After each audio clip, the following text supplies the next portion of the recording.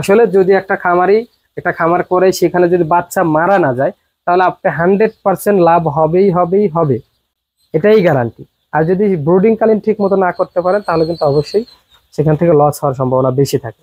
প্রথমে কিন্তু আমি ওনাকে 1000 বাচ্চা দিয়েছিলাম, সেটা থেকে সফলতা পাওয়ার পরে পরবর্তীতে গত বছর 3000 বাচ্চা নেয়, সেখানেও সফলতা অর্জন করেছে। এই বছর দেখা যাচ্ছে যে উনি 5000 বাচ্চা দিয়ে কিন্তু খামার করতেছে।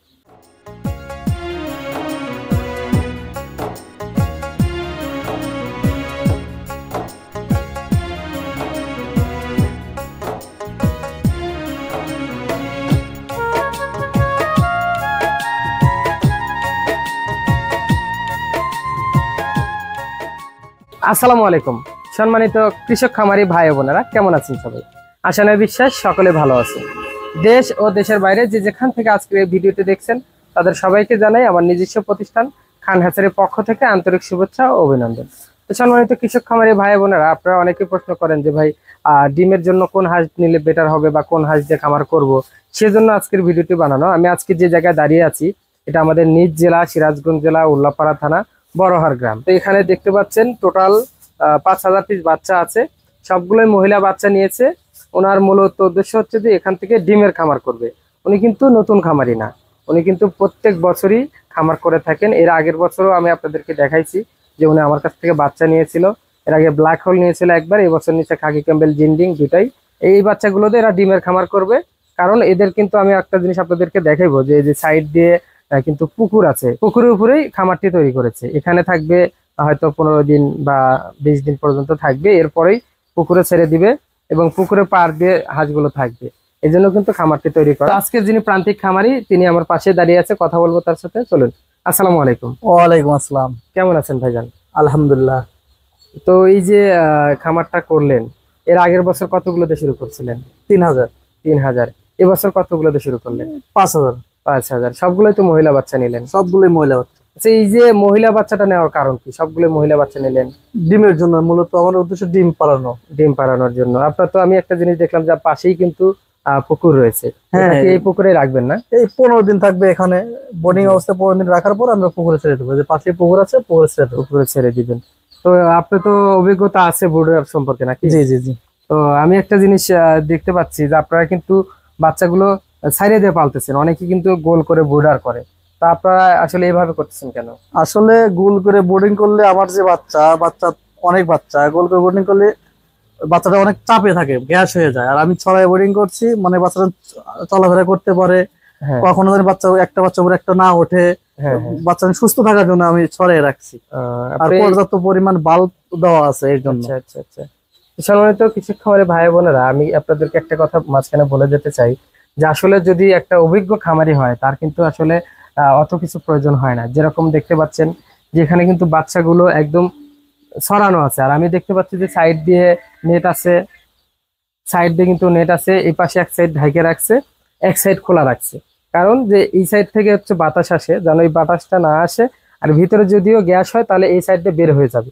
এই কারণে কিন্তু এইভাবে করছে। আমি প্রথমে আসার পরে ভাইকে বলেছি যে আসলে এইভাবে করছেন কেন, বললো যে না, আমি প্রত্যেক বছর এইভাবেই করি, তাতে আমার বাচ্চার কোনো ক্ষতি হয় না। আর এই যে পানি যে দিচ্ছে, আমি আপনাদেরকে যদি একটু দেখাইতে চাই, যে আমি কিন্তু প্রত্যেকটা ভিডিওতেই বলি যে আপনারা ব্রুডারে যেন বাচ্চাগুলো না ভেজে। সেক্ষেত্রে এনারা দেখেন কি করছে, এই পানির পাত্রের মধ্যে ন্যাকড়া ভিজাই দিছে। এই ন্যাকড়াটা দিলে হবে কি, তাহলে এই ন্যাকড়া চুষে চুষে পানি খাবে, তাহলে বাচ্চারা ভিজবে না। আর ব্রুডিং কালীন যদি বাচ্চা না ভেজে, তাহলে কিন্তু আসলে বাচ্চা ওইভাবে নষ্ট হয় না। বাচ্চা নষ্ট হওয়ার মূল কারণ হচ্ছে বাচ্চাগুলো যদি ভেজে। আচ্ছা ভাই, আমি আরেকটা বিষয় একটু জানতে চাই, যে এই যে লাঠিটা বানাইছেন, এটার আসলে কাজ কি?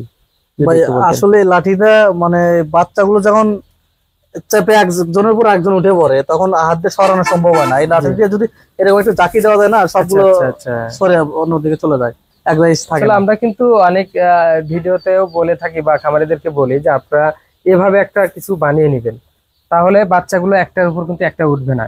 কারণ আমি আপনারা যদি একটু দেখেন, যে এরকম যদি ঝাঁকি দিই, তাহলে ওই জায়গাটা বাচ্চারা থাকবে না, তাহলে কিন্তু আপনার বাচ্চাগুলো নষ্ট হবে না। কারণ ব্রুডিং কালীন কিন্তু প্রথম 3 দিন পর্যন্ত বাচ্চাটার তাপ প্রয়োজন হয়।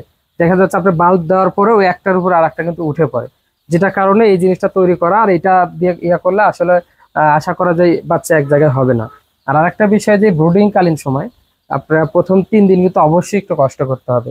আসলে দেখা যায় অনেকে ব্রুডিং কালীনে বাচ্চাগুলো রেখে বাসায় যেয়ে ঘুমায়, সেক্ষেত্রে কিন্তু আপনার বাচ্চাগুলো ক্ষতি হতে পারে।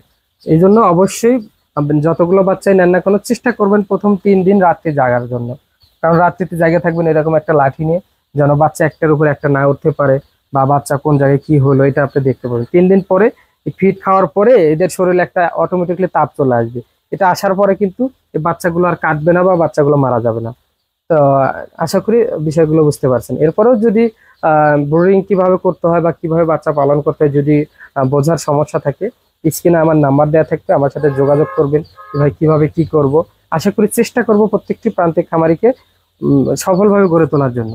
আর আমি একটা কথা কিন্তু প্রত্যেকটা ভিডিওতে বলি যে যারা নতুন খামারি বা নতুন উদ্যোক্তা, তারা আপনারা যদি না বোঝেন অবশ্যই আমার সাথে যোগাযোগ করবেন। আপনি বাচ্চা যে আমার কাছ থেকে নিতে হবে এরকম কিছু না, বাচ্চা আপনি যে কোনো জায়গাতে নিতে পারেন, কিন্তু পরামর্শের জন্য আমাকে ফোন দিবেন, অবশ্যই 100% সঠিক পরামর্শ পাবেন। বা কি করলে বাচ্চাগুলো নষ্ট হবে না, কতদিনে ভ্যাকসিন করবেন, কিভাবে করবেন, A to Z দেখা দেওয়ার চেষ্টা করব।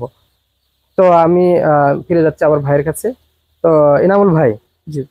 আপনি এর আগে যে বাচ্চাগুলো নিয়েছিলেন, আপনি 3000-এর মধ্যে আহ মারা গেছিল কতগুলা? 70 পিসের মতো, মানে সর্বমোট 70 পিসের মতো মারা গেছে। আপনার আসলে বিষয়টা খুব ভালো লাগলো যে ব্রুডিং কালীনে বাচ্চা কিন্তু ওইভাবে মারা যায় না, বা এখানেই দেখা যাচ্ছে যে আপনারা সবসময় থাকে। আসলে বোর্ডিং এর বাচ্চা খুবই কম কাটে। আপনার জি। বড় হওয়ার পরে ডিম আসার আগে আমার বাচ্চাটা হাতের একটু সমস্যার কারণে তখন কিছু হাঁস কাটছিল। আচ্ছা আচ্ছা, আপনি আপনি ভ্যাকসিন করছিলেন তো না? জি জি, ভ্যাকসিন করতে। ভ্যাকসিন কি আপনি নিজেই করেন না প্রাণী সম্পদ ডাক্তার দিয়ে করান? ডাক্তার নিয়ে আসার পর নিজের সাথে থেকে সম্পূর্ণ কাজ আসলে করা। এতগুলো বাচ্চা তো একা একা করা করা সম্ভব না। ভ্যাকসিন তো 3টাই করেন নাকি? 3টাই করা হয়। যাক আলহামদুলিল্লাহ। গত বছরও তো আমি বাচ্চা দিয়েছিলাম, জি এই জি ভাই, বছরও নিলেন, তো বাচ্চা দেখে কেমন লাগতেছে? বাচ্চা অনেক সুন্দর হয়েছে ভাইয়া। আচ্ছা আচ্ছা, আমি একটু দেখাইতে চাই, এই বাচ্চাগুলো কিন্তু একদিনের বাচ্চা, জি জি। আজকেই দেওয়া হয়েছে, A গ্রেডের বাচ্চা। তো যে সকল খামারি ভাইরা একদিনের বাচ্চা বা 15 দিনের বাচ্চা যে যেটাই সংগ্রহ করতে চান না কেন, আমার সাথে যোগাযোগ করবেন। চেষ্টা করব ভালো মানের বাচ্চা দেওয়ার জন্য বা ভালো কিছু করার জন্য। এই বাচ্চাগুলো কিন্তু একদিন বয়স, দেখলেই কিন্তু মনে হয় যে 2 দিন 3 দিন বয়স, কারণ A গ্রেডের বাচ্চা এগুলো এগুলো কিন্তু আমি নিজে থেকে চেকিং করে দিয়েছি। আমি বাচ্চাগুলো একটা একটা করে চেকিং করে কোনটা পুরুষ কোনটা মহিলা এটা চেকিং করে A গ্রেডের যে বাচ্চাগুলো সেগুলো আমরা খামারিতে দেওয়ার চেষ্টা করি। আর যেগুলো B গ্রেড বা দেখা যাচ্ছে পুরুষ বাচ্চা, এগুলো আমরা হকারকে দিয়ে দিই। তো যে সকল খামারি ভাইরা শুধু মহিলা হাঁসের বাচ্চা নিতে চান বা পুরুষ নিতে চান বা যেটা দিয়ে খামার করতে চান না কেন, অবশ্যই সরোয়ার ভাইয়ের সাথে যোগাযোগ করবেন। চেষ্টা করব ভালো মানের বাচ্চা দেওয়ার জন্য, ভালো মানের বাচ্চা দেওয়ার জন্য বা ভালো কিছু করে দেওয়ার জন্য। তো সম্মানিত কৃষক খামারি ভাই বোনেরা, যে আমার যে এনামুল ভাই, উনি কিন্তু অনেকদিন যাবতই খামার করে। উনি সর্বপ্রথম যেদিন আমার কাছে যায় আমাকে বলে যে ভাই আমি হাঁসের খামার করতে চাচ্ছি, সেক্ষেত্রে কি করতে পারি। তো তখন কিন্তু আমি ওনাকে প্রথমেই বলছিলাম যে ভাই আপনি অল্প কিছুতে শুরু করেন। প্রথমে কিন্তু আমি ওনাকে 1000 বাচ্চা দিয়েছিলাম। সেটা থেকে সফলতা পাওয়ার পরে পরবর্তীতে গত বছর 3000 বাচ্চা নেয়, সেখানেও সফলতা অর্জন করেছে। এই বছর দেখা যাচ্ছে যে উনি 5000 বাচ্চা দিয়ে কিন্তু খামার করতেছে। এটাই কিন্তু নিয়ম, একটা নতুন খামারি যারা নতুন উদ্যোক্তা প্রথমে 5000 6000 বাচ্চা দিয়ে না করাটাই ভালো। আপনি প্রথমে 1000 1500 এটা দিয়ে শুরু করেন। শুরু করলে এখান থেকে যদি ভালো কিছু অর্জন করতে পারেন বা কোনো সমস্যাও যদি হয়, পরবর্তী ট্রিপে আপনার আর এই ভুলটা হবে না। তাহলে দেখা যাবে যে আপনার লসের সম্ভাবনা কম হবে, অবশ্যই লাভবান হবে। হাঁস খামার কিন্তু অবশ্যই লাভজনক ব্যবসা, কিন্তু সেটা বুঝতে হবে। যদি আপনি এই বিষয়ে না বুঝেন বা না কিছু করেন, তাহলে কিন্তু হাঁস খামারে লস খাবেন। এই জন্য চেষ্টা করবেন, যদি নিজে না বোঝেন, যে সকল খামারি ভাইরা বোঝে তাদের কাছ থেকে পরামর্শ নেবেন, বা আমাদের মতো যাদের যেখান থেকে বাচ্চা সংগ্রহ করবেন সেখান থেকে আপনি পরামর্শ নেবেন। তাহলে আশা করি একটা খামার থেকে কখনোই লস হবে না। তারপর আমি ছোট্ট করে আরো কিছু কথা বলে দিতে চাই, যে আমি কিন্তু প্রথমে কয়টা কথা বললাম যে কিভাবে ব্রুডিং করবেন। এরপরে ভ্যাকসিনের যে ডেটটা, একটা দিতে হবে আপনি 25 দিনে মাংসে ভ্যাকসিন করতে হবে, ডাক প্লেগ ভ্যাকসিন। এরপর আবার 45 দিনে আবার ডাক প্লেগ ভ্যাকসিন করতে হবে। তৃতীয় ভ্যাকসিন হচ্ছে ডাক কলেরা, এটা কিন্তু এই চামড়ার নিচে মাংসের উপরে এই ভ্যাকসিনটা করতে হবে। এরপর আরো কিছু নিয়ম কানুন আছে, যেরকম ঘরটা, এই যে আমি যদি একটু ঘরের বিষয়ে বলতে চাই, যে এই ঘরটা কিন্তু একদম পরিষ্কার পরিচ্ছন্ন। আর এই ঘরটা কিন্তু ওনারা রেগুলার পরিষ্কার করে। আমি প্রায় প্রায় আসি এখানে, এর আগে যখন খামার করছিল তখন আমি আসছি, দেখা যাচ্ছে রেগুলার, একটু কষ্ট হলেও রেগুলার যদি পরিষ্কার করা যায় তাহলে কিন্তু বাচ্চাগুলো ওইভাবে নষ্ট হয় না। আর যদি ঘর পরিষ্কার না করেন তাহলে এখান থেকে গ্যাস হবে বা এখান থেকে অনেক সমস্যা হবে। বাচ্চা যদি পানিতে ভেজে সেক্ষেত্রেও বাচ্চা কাটবে। আসলে যদি একটা খামার করে সেখানে যদি বাচ্চা মারা না যায়, তাহলে আপনি 100% লাভ হবে, এটাই গ্যারান্টি। আর যদি ব্রুডিং কালীন ঠিক মতো না করতে পারেন তাহলে কিন্তু অবশ্যই সেখান থেকে লস হওয়ার সম্ভাবনা বেশি থাকে। তো আবার একটু এনামুল ভাইয়ের সাথে কথা বলবো। তো এনামুল ভাই, এবছর তো ডিমের জন্য করতেছেন, আপনি কি মাংসের জন্য হাঁসের খামার করছিলেন নাকি? না, এই পর্যন্ত করা হয়নি, আমার করা মাংসের হয়নি। জন্য করা হয়নি, আচ্ছা, আপনি যেহেতু মাংসে আসেননি, ডিমের জন্য করতেছেন, এটাই করেন। আলহামদুলিল্লাহ, আপনার জন্য দোয়া থাকলো। আপনি যেন ভবিষ্যতে ভালো কিছু করতে পারেন বা খামার থেকে ভালো কিছু অর্জন করতে পারেন। ভালো থাকবেন। ঠিক আছে ভাই, আপনি অবশ্যই। ভালো থাকবেন। অবশ্যই ভালো থাকবেন। তো সম্মানিত কৃষক খামারি ভাই বোনেরা, আজকে ছিল আমাদের নিজ জেলায় এনামুল ভাইয়ের খামারের গল্প তুলে ধরার। এখানে কিন্তু আমি নিজেই বাচ্চা দিয়েছি।